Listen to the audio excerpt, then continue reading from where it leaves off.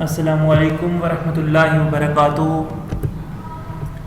अल-कलम college के online lecture scheme के session 2 में मैं आप सब अहबाब को खुशामदीद कहता हूँ। इंग्लिश प्री फर्स्ट ईयर के लेक्चर के साथ मैं हूँ महद शरीफ। आज का हमारा लेक्चर नंबर 2 है, जो कि वर्ब करेक्शन के हवाले से है। वर्ब करेक्शन का ताल्लुक़ हमारी किताब के ग्रामेटिकल पोर्शन से है, हमारी सिलेबस के ग्रामेटिकल पोर्शन से है, और ये बोर्ड के मार्क्स के हवाले से 5 मार्क्स को कॉन्स्टिट्यूट करता है। इसके हवाले से अगर हम इसके इंट्रोडक्शन की बात करें तो हमारे पास कुछ रूल्स को डिस्कस करेंगे हम। रूल नंबर 1 है हमारे पास कि all types of adverb of frequency like really, daily, everyday. Everyday को लिखने के 2 तरीके हैं, every space day and everyday one word. Seldom, every night, alternate days, often, regularly, frequently, never, and usually। ये किसी भी जुमले में अगर कोई इनमें से कोई एक लफ्ज़ भी इस्तेमाल किया गया हो तो उसके बाद हम वर्ब की फर्स्ट फॉर्म लगाएंगे या एस या ई एस का इजाफा करेंगे। अगर एस या ई एस का इजाफा नहीं हो सकता तो हम सिर्फ वर्ब की फर्स्ट फॉर्म को इस्तेमाल करेंगे। हमारे पास एग्जाम्पल्स में जो पहली एग्जाम्पल है, जो सेंटेंस है, ही डैश से क्लास रेगुलरली। रेगुलरली का वर्ड एडवर्ब ऑफ फ्रीक्वेंसी से है, और एडवर्ब ऑफ फ्रीक्वेंसी के बारे में मैं आपको अभी थोड़ी देर में अगली स्लाइड में डिटेल में बताऊंगा, और एडवर्ब के बारे में भी बताऊंगा। तो यहाँ पे हमारे पास 4 ऑप्शंस बनती हैं, attends, attending, will attending, attends. तो यहाँ पे कौन सी ऑप्शन आएगी? फर्स्ट फॉर्म ऑफ वर्ब लगाएंगे तो अटेंड आ जाएगा। ही, शी, इट सिंगुलर नाउन के साथ एस या एस का इजाफा होता है, एस का इजाफा करेंगे अटेंड्स हो जाएगा। तो हमारे पास जो ऑप्शन बनेगी वो डेल्टा ऑप्शन होगी कि ही अटेंड्स द क्लास रेगुलरली। सवाल है कि ई एस कहाँ पे लगाना है फिर। तो ई एस के लिए आप मैट्रिक लेवल पे भी पढ़ के आ चुके होंगे कि ई एस के लिए हमारे पास कुछ वर्ड्स ऐसे होती हैं कि जिनके आखिर में अगर सी एच मौजूद है, एस एच मौजूद है, डबल एस मौजूद है, ओ मौजूद है या एक्स मौजूद है, तो उसके साथ हम क्या करेंगे? ई एस लगाएंगे। बाकी इसके अलावा जितनी भी वर्ड्स होंगे उनकी जो डिफरेंट साउंड्स होंगी उनके साथ हम क्या करेंगे? एस का इजाफा करेंगे। नेक्स्ट हमारे पास जो एग्जाम्पल है वो है he really dash the noise. Make, will make, makes, making. Again first form of verb make हो जाएगी। ही आया है तो एस ये इसका इजाफा करना है, तो एस का इजाफा होगा ही really makes the noise. Sweet words dash respect. 4 options हैं, earn, can earn, earns, earning. Sweet words, words plural form में है तो प्लूरल के साथ एस ये इसका इजाफा नहीं होता, only first form of verb use होगी। तो यहाँ पे हो जाएगा sweet words earn respect. Alpha option correct है। नेक्स्ट हम बात करते हैं एडवर्ब के बारे में कि एडवर्ब क्या है। हमने रूल पढ़ा मगर उसमें जो चीज़ मौजूद थी एडवर्ब की, उसके बारे में थोड़ा सा नॉलेज होना ज़रूरी है। तो एडवर्ब एक ऐसा लफ्ज़ है बेटा जो किसी वर्ब को, एडजेक्टिव को, डिटर्मिनर, क्लॉज, प्रपोजिशन या किसी जुमले के मीनिंग में इजाफा करता है। जो इन सब के मीनिंग को मॉडिफाई कर दे उसको हम क्या बोलेंगे? एडवर्ब बोलेंगे।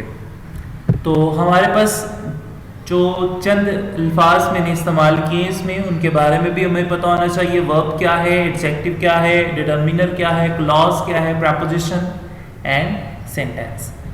वर्ब बेटा adjective, determiner, clause, preposition, sentence. Verb जो है वो किसी फेल या काम को बोला जाता है। कोई भी ऐसा एक्शन जो इम्प्लीमेंट हो रहा हो किसी सेंटेंस में वो उसको वर्ब कहा जाता है। तो वर्ब के लिए हमारे पास जो चीज़ मौजूद है, मीन के कोई काम करना, डू, मेक, बनाना, सिंग, गाना, स्पीक, बोलना। अब ये सारी चीज़ें क्या हैं? वर्ब है। ये जो फैक्टर मौजूद है एक सेंटेंस में, अगर कोई काम किया जा रहा हो, कोई एक्शन इंप्लीमेंट किया जा रहा हो, कोई अप्लाई हो रहा हो, तो उसको हम क्या बोलेंगे? ये क्या चीज़ है? वर्ब है। नेक्स्ट हम बात करेंगे एडजेक्टिव की। तो एडजेक्टिव क्या है? इसको सिफ्त या खूबी कहा जाता है। अच्छी खूबी भी हो सकती है, बुरी भी हो सकती है। तो beautiful, tall, small, naughty, fastly, ये सारी क्या है? सिफ्त हैं, खूबियाँ हैं। तो इनके मीनिंग में इजाफा करता है। उसके अलावा डिटर्मिनर, डिटर्मिनर कोई भी लफ्ज़ हो सकता है, तायुन करने वाला होता है। डिटर्मिन की बात करें अगर हम, तो डिटर्मिन तायुन करना होता है और डिटर्मिनर क्या होता है? तायुन करने वाला। तो इसके हमारे पास जो अल्फाज हैं वो a, an, the, this, that, my, many, all, each, any, which. तो ये सारे अल्फाज क्या कर रहे हैं? किसी चीज़ के बारे में हमें बता रहे होंगे, डिटरमिन कर रहे होंगे। वो चीज़ एक है, वो नेक्स्ट वर्ड वॉल्स का है, वो स्पेसिफिक तो नहीं है, ये चीज़ मौजूद है, वो है, मेरी है, काफ़ी ज़्यादा है, सारी हैं, हर एक है, कोई भी एक है, जो है। तो इन सब के बारे में बताने वाला कौन है? डिटर्मिनर है। नेक्स्ट क्लॉज है। क्लॉज बेटा सब्जेक्ट, ये जुमले का हिस्सा होता है और सब्जेक्ट प्लस प्रेडिकेट। सब्जेक्ट क्या होता है? कोई भी फाइल, काम करने वाला। प्रेडिकेट हमारे पास एक कंप्लीट सेंस होती है वर्ब के साथ, headed by verb without subject. Subject के बगैर पूरा सेंटेंस हमारे पास जो होता है, सब्जेक्ट के अलावा जो पूरा सेंटेंस होता है उसको हम प्रेडिकेट बोलते हैं। मेरे पास जो एग्जाम्पल है वो मैं आपको दिखाता हूं कि ही stall my pen last week. He subject है, stall my pen last week predicate है। इसमें मौजूद जो वर्ब है वो स्टॉल की है। तो स्टॉल वर्ब है, stall my pen last week predicate है, ही सब्जेक्ट है। यकीनन आप लोगों को समझ आ गई होगी। नेक्स्ट है प्रपोजिशन, इसको हरफ जार भी कहते हैं, बाज़ औक़ात हरफ रब्त भी कहते हैं, दो अल्फाज को मिलाता भी है और ये प्रपोजिशन का काम भी करता है। तो इसमें प्रपोजिशन हमारे पास बहुत सारी होंगी इंशाअल्लाह ताला। प्रपोजिशन के बारे में हम पढ़ेंगे भी, सेकेंड ईयर में बड़ा कंप्लीट पोर्शन है प्रपोजिशन के हवाले से। तो एट, इन, ऑन, और फ्रॉम, ये चंद प्रपोजिशन मैंने आपके सामने लिखी है एग्जाम्पल के तौर पे। नेक्स्ट हमारे पास है सेंटेंस। सेंटेंस जुमला है, हम सब लोग इससे बखूबी आगाह हैं कि he is a boy, he goes to school and etcetera. ये जुमले हैं। जुमला क्या होता है? एक ऐसी चीज़ होती है जिससे हमें मुकम्मल मफहूम समझ में आ जाता है कि सेंटेंस, एक जुमले में चंद अल्फाज का मजमूआ जो होता है, अल्फाज का मजमूआ जुमला नहीं, हर अल्फाज का जो मजमूआ है वो जुमला नहीं कहलाता, मगर एक ऐसे अल्फाज का मजमूआ जो हमें मुकम्मल समझ दे उसको हम क्या बोलेंगे? जुमला या सेंटेंस बोलेंगे। नेक्स्ट हमारे पास दो फिगर्स आती हैं एडवर्ब ऑफ फ्रीक्वेंसी की और एडवर्ब ऑफ डिग्री की। मैंने सिर्फ ये दो को बयान करना है, एडवर्ब ऑफ फ्रीक्वेंसी के हवाले से बयान करना था, मगर एडवर्ब ऑफ डिग्री के साथ इसको कंफ्यूज कर दिया जाता है। कहा जाता है कि डिग्री और फ्रीक्वेंसी सेम है, तो उसमें से एक छोटा सा डिफरेंस मैं आपके सामने रखता हूँ कि जो एडवर्ब ऑफ डिग्री है वो एक्सप्लेन करता है लेवल और इंटेंसिटी को, शिद्दत को बयान करता है कि कोई चीज़ कितनी शिद्दत की हो रही है। ठीक है, उसके लेवल को बयान करने के लिए एडवर्ब ऑफ डिग्री का सहारा लिया जाता है। मगर एडवर्ब ऑफ फ्रीक्वेंसी जो होता है वो कोई भी चीज़ है वो कितनी दफ़ा हो रही है, कैसे वो रूनुमा हो रही है, कैसे वकूअ पज़ीर हो रही है, तो उसके बारे में बयान करता है एडवर्ब ऑफ फ्रीक्वेंसी। और किसी चीज़ की शिद्दत को बयान करता है एडवर्ब ऑफ डिग्री। तो हमारे पास मिसाल है इसकी, can I come to the home too, क्या मैं घर भी आ सकता हूं? तो यहां पे जो टू का मीनिंग है ना, घर भी, तो वो जो है इंटेंसिटी को बयान कर रहा है, लेवल को बयान कर रहा है कि हाँ मैं घर भी आ सकता हूं।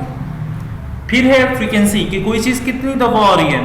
I really eat fast food these days, कि मैं इन दिनों में बमुश्किल से जो जंक फूड है, फास्ट फूड है, उसको खाता हूं। यकीनन आप लोगों को पहला जो रूल है उसके बारे में समझ आ गया होगा। अब हम अपने नेक्स्ट रूल की तरफ चलते हैं।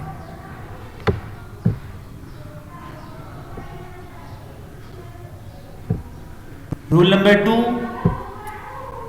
नंबर टू है कि all types of verbs, universal truth and common science receive तमाम इकसाम की जो ज़रबुल मिसाल होती हैं, आलमगीर सच्चाइयाँ होती हैं या आम जो मामूल की बातें होती हैं, वो क्या चीज़ें रिसीव करती हैं, वो किस फॉर्म ऑफ वर्ब को रिसीव करेंगे, वो first form of verb plus S या एस या only first form of verb को यूज़ किया जाएगा।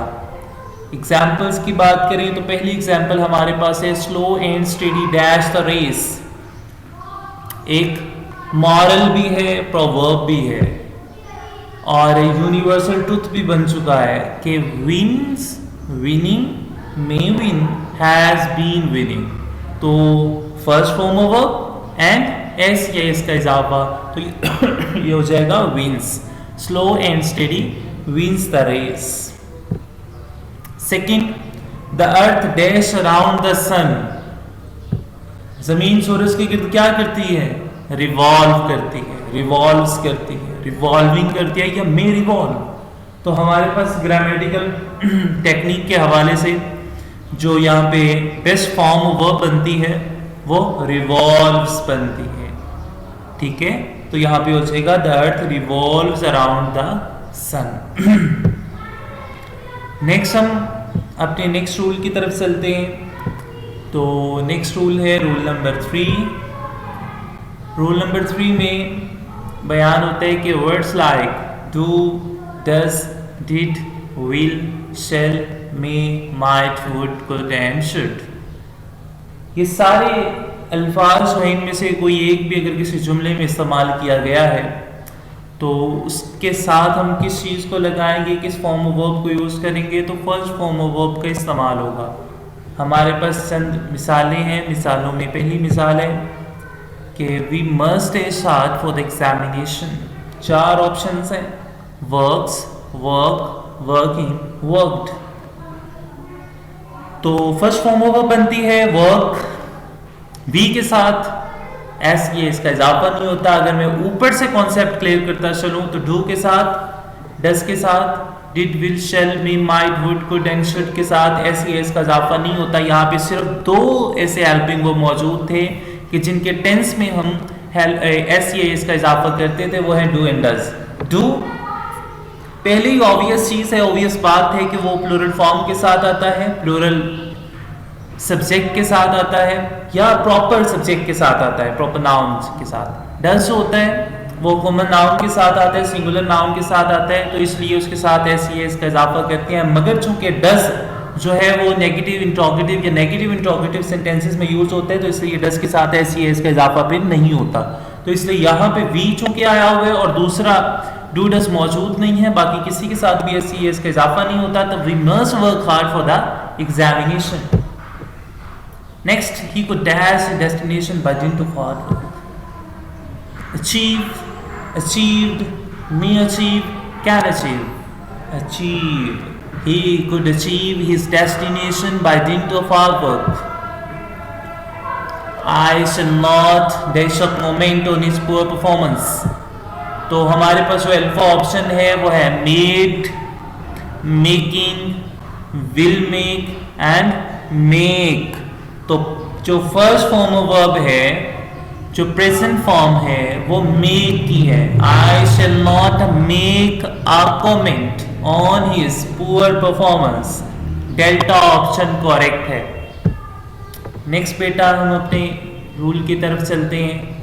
तो नेक्स्ट रूल जो है वो रूल नंबर 4 है। रूल नंबर 4 के बारे में बात करते हैं कि उसमें क्या बयान किया जाता है। वो कहता है कि words like has, have, had, will have, would have, could have and might have, ये क्या रिसीव करते हैं? shall have भी हो सकता है। तो थर्ड फॉर्म ऑफ वर्ब का इस्तेमाल होता है इसमें, वर्ब की थर्ड फॉर्म लगती है। तो उसकी एग्जाम्पल्स की तरफ चलते हैं। तो एग्जाम्पल है हमारे पास पहली, if he worked hard he would have dashed the examination. Pass, passing, passed and passes। यहाँ पे जो ऑप्शन है वो है 4 option. If he worked hard he would have passed the examination। एक और रूल में बताता चलूँ, इंशाल्लाह ताला हम 7 डेडली मिस्टेक्स में भी वो रूल को डिस्कस करेंगे। वो है कि पास्ट के बाद हमेशा पास्ट आता है, तो इसलिए इस हवाले से भी ये बात ठीक हो जाएगी कि वर्कड है और पास्ट हो जाएगा। मगर यहाँ पे चूंकि रूल वुड हैव कम पढ़ रहे हैं तो यहाँ पे क्या हो जाएगा, if he worked hard he would have pass the examination. Charlie option correct है। नेक्स्ट हम अपनी एग्जाम्पल की तरफ चलते हैं। वो कहते हैं the boys had dash the paper before the principal केम।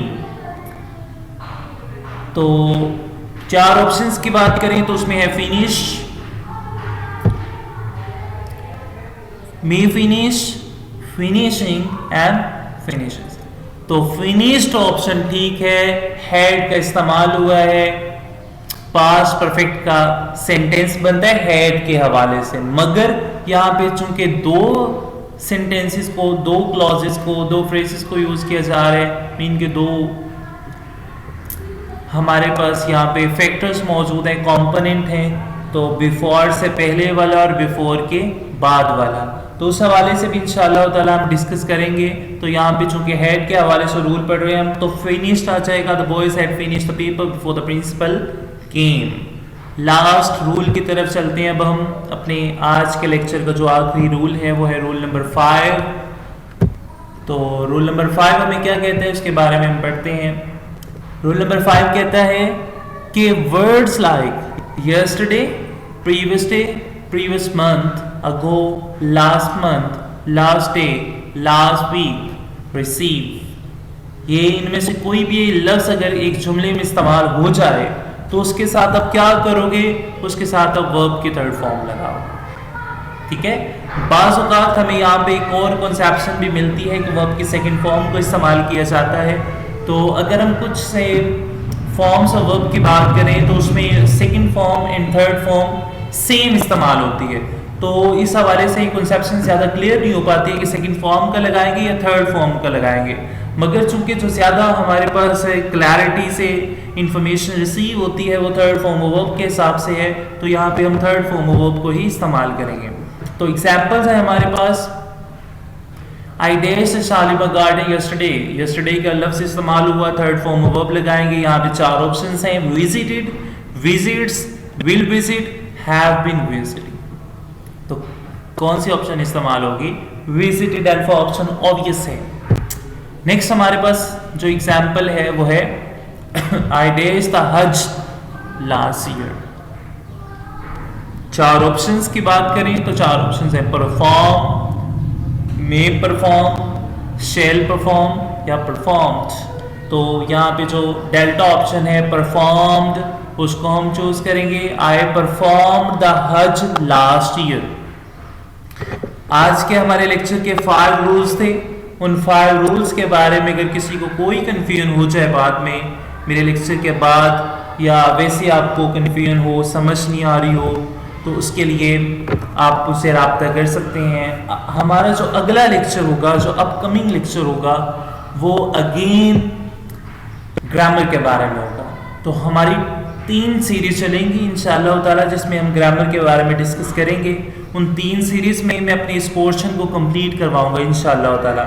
हमारा ग्रामेटिकल पोर्शन जो होगा वो कंप्लीट हो जाएगा, उसके बाद इंशाअल्लाह हम अगले पोर्शन की तरफ चलेंगे।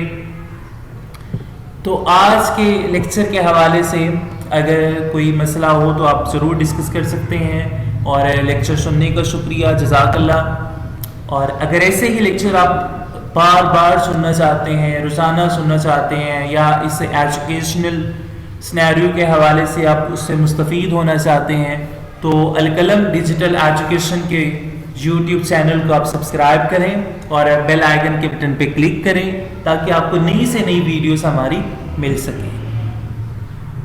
और लेक्चर के हवाले से कोई कन्फ्यूजन हो तो आप मुझे मेल कर सकते हैं, मेरे नंबर पर रब्ता कर सकते हैं, अलकलम की वेबसाइट पर रब्ता कर सकते हैं। इंशाअल्लाह ताला आपको फ़ौरन इमीडिएटली रिस्पॉन्ड किया जाएगा।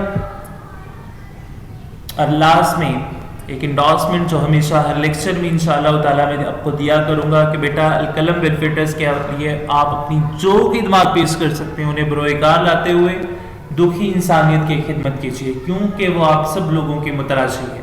अल्लाह ताला आप सबका हामी व नासर हो, आमीन या रब्बल आलमीन। जज़ाकल्लाह।